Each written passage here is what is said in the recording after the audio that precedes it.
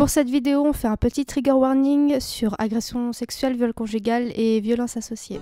Bonjour à toutes et tous, bienvenue sur Let's Be Real. Aujourd'hui, on fait une vidéo un peu hors catégorie, style lesbothèque, etc. Et on vous parle du consentement quand on est en couple.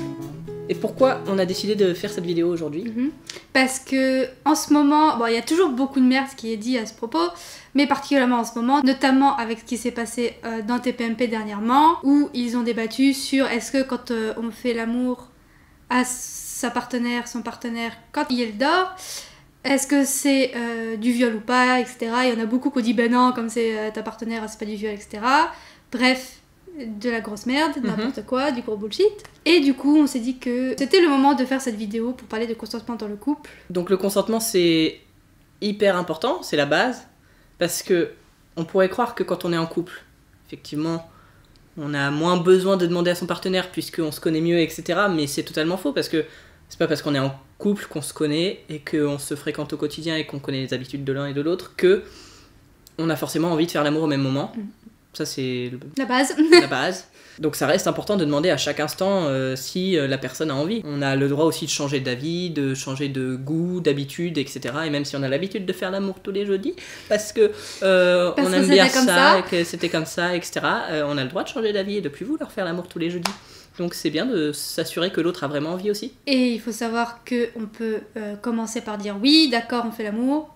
Et puis après, si on n'a plus envie, on peut tout à fait dire non.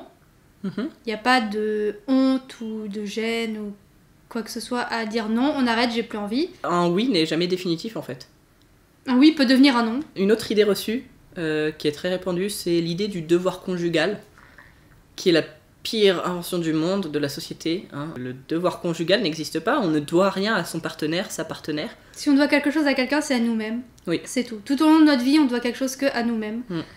Et certainement pas du sexe à l'autre. Certainement pas du sexe à l'autre, ça c'est sûr. C'est pas parce qu'on est avec quelqu'un qu'on doit faire du sexe. Un truc horrible aussi, qui est un peu dans la même veine, c'est le chantage au sexe. C'est genre, ah bah oui, mais j'ai fait ça, et puis finalement, tu veux pas faire l'amour, nanana.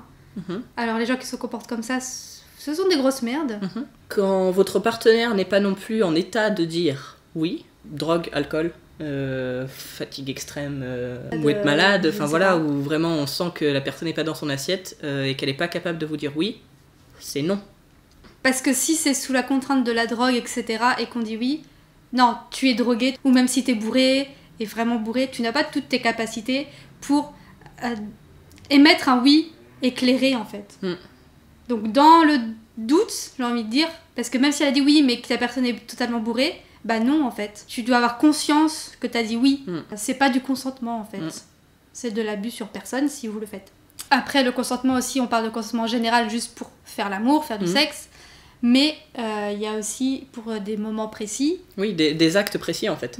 On n'est pas, on peut dire oui je veux faire l'amour. Ça veut pas dire qu'on veut bien tout faire et que l'autre peut se lancer dans des choses comme ça sans demander. C'est important de s'assurer du consentement de la personne à chaque instant et à chaque acte en fait. Même si à chaque fois qu'on fait l'amour on le fait, peut-être qu'aujourd'hui j'ai pas envie de faire ça particulièrement alors qu'on l'a déjà fait 400 fois les mois précédents, mais aussi pour des nouvelles choses. Oui, bah surtout pour des nouvelles choses. Surtout pour des nouvelles choses. Parce que bon, on peut se dire, dans la fougue du moment, allez, elle a l'air bien partie, je vais tenter ça par surprise. Non, parce que ça peut donner lieu à des situations extrêmement malaisantes pour tout le monde, quoi. Mais oui, mais ce que tu dis par surprise, c'est vrai qu'il y a beaucoup d'hommes, enfin dans des histoires qu'on peut lire, entendre d'amis sur internet, etc. Ce sont les hommes qui prennent par surprise leur copine pour faire de nouveaux trucs et tout. Et justement, t'es surpris, donc tu n'as pas forcément la capacité à dire non, à dire stop, etc. Parce que t'es surpris, tu t'y attendais pas, etc. Et donc faut surtout pas faire ça. Oui, en plus ça peut créer des traumatismes ça. Bah, donc oui, voilà, faut pas déconner avec ça. Il faut le verbaliser, il faut demander et pas essayer genre de commencer à faire un truc en se disant ah bah si l'autre veut pas il dira non. Parce que justement sous le coup de la surprise ou la peur même ou quoi, on n'a pas la capacité parfois de dire non. Du coup faut le verbaliser, faut demander oralement. J'aimerais bien qu'on teste ça, est-ce qu'on peut faire ça, ça te dérange, non. Et attendre une réponse verbalisée aussi. Oui. Parce que si on demande et puis que la personne est là, c'est pas une réponse quoi, enfin, c'est genre, on n'ose pas, bah non, il faut exiger une réponse claire et nette. Si la personne elle veut vraiment, elle te le dit, clairement. Donc si elle le dit pas bien, il y a des chances que ce soit non et qu'elle ose pas. Il faut pas être gêné de parler pendant, parce qu'il faut parler avant en demandant certes, mais il faut pas être gêné de parler pendant qu'on fait du sexe, ça n'a rien de gênant, ça brise pas du tout le moment magique du sexe ou je ne sais quoi. Mettons les mots sur ce que c'est. À partir du moment où il n'y a pas de consentement, c'est du viol conjugal. Autre point très important, c'est que le consentement est aussi important dans un couple lesbien que dans un couple qui inclut un homme.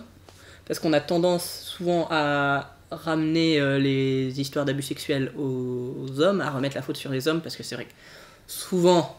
Pas souvent, dans la majorité des cas... Oui, on entend que les hommes sont les coupables. Le patriarcat, tout ça, ce sont les hommes, tout ce qui est devoirs conjugaux, etc. C'est plutôt les hommes qui sont...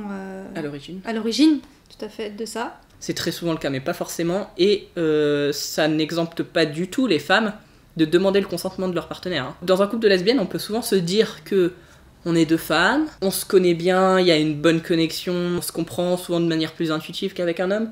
Donc on se dit, je sais, j'ai pas besoin de lui demander, je la connais. Je sais, j'ai un vagin moi aussi, c'est plutôt ça, c'est plutôt ouais, genre, aussi. On a les mêmes en général. Je ne parle pas des femmes transgenres, mais en couple de femmes cis, genre, on est là en mode j'ai un vagin, moi aussi, donc un clitoris, tout ça, je sais ce que ça fait, donc moi j'aime bien, donc voilà, on peut se dire moi j'aime bien ça, donc elle va aimer, mais c'est pas forcément le cas. Non, c'est justement ce qui peut créer un bon nombre de faux pas dans les relations lesbiennes, parce que on croit qu'on n'a pas besoin de demander le consentement, du coup on se permet encore plus de choses peut-être même, qui peuvent mettre encore plus mal à l'aise la partenaire. Donc redoubler d'attention dans ces cas-là et ne pas sous-estimer le fait de demander est-ce que ça tu veux, est-ce que tu es d'accord. Il faut surtout changer les mentalités des hommes sur ça, on est d'accord, mais c'est pas que les hommes et c'est pas que dans des couples hétérosexuels. Et comme sur notre chaîne on parle beaucoup de séries, films, etc. parce que c'est quelque chose qu'on aime beaucoup tout simplement, en général, dans les séries, TV, etc., que ça soit sur le thème de l'homosexualité ou pas du tout, quand il y a des scènes de sexe... Il n'y a pas beaucoup de notion de consentement qui est montrée à l'écran.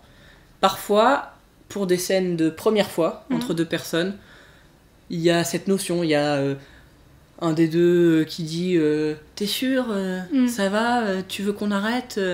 Donc ça, bon, c'est bien, c'est très bien. Mais souvent, dès qu'on a passé ce cap, et qu'un couple est établi, ou même que ça doit se reproduire une deuxième fois, même sans être en couple, etc., là, tout d'un coup, la notion de consentement disparaît, en fait. En mode, bah c'est bon, c'est acquis. C'est bon, on l'a fait une fois, c'est parti.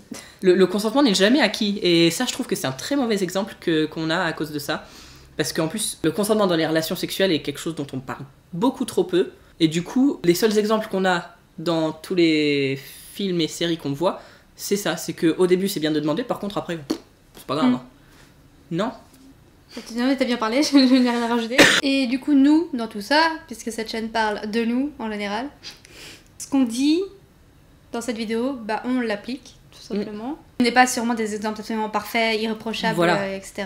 Mais on essaye. On essaye au maximum de l'être. Ce qu'on dit du fait de verbaliser, etc., on le fait. La plupart du temps, 90% du temps, on le fait. Oui, on ose prendre la parole pendant l'acte, alors que des fois, certes, on est un peu dans le feu de l'action et pas du tout en mode conversation. Donc ça peut tomber comme un cheveu sur la soupe. Ouais, des fois, genre, ça coupe un peu, mais après, enfin, je sais pas, ça repart, quoi. Bah oui, quelques secondes de gênance, histoire de, mais c'est pas grave parce qu'on en profite pour mettre les choses au clair. Et c'est beaucoup mieux de prendre quelques secondes pour s'assurer du consentement de l'autre que de subir des secondes ou minutes ou plus de gêne parce que t'as pas demandé à l'autre. Et que d'un coup, Yael se réveille en disant « Mais qu'est-ce que tu fais là ?» Là, ça jette en froid de ouf. Et puis même, ça peut couper l'envie. Oui, ben voilà. Si tu fais quelque chose dont j'ai pas envie, moi, honnêtement, ça me... j'ai plus envie du tout, en fait. Et du coup, nous, ça fait plus d'1 an que nous sommes ensemble. Du coup, c'est un peu la preuve, j'ai envie de dire, entre guillemets, que c'est pas parce que ça fait plus d'1 an que vous êtes en couple que il faut plus demander. C'est même au bout d'1 an, on continue à toujours demander si ça c'est ok, si ça c'est ok, si on a envie de faire ça ou pas. Si on a juste envie de faire l'amour aussi, on se le demande, tout simplement. Voilà, il faut continuer toute sa vie en fait à demander à son partenaire, à sa partenaire. Donc voilà, on espère que cette vidéo un petit peu plus sérieuse que nos autres vidéos vous aura plu. C'est important, je pense, d'en parler, de s'informer là-dessus et de véhiculer ces idées parce que on en parle vraiment trop peu.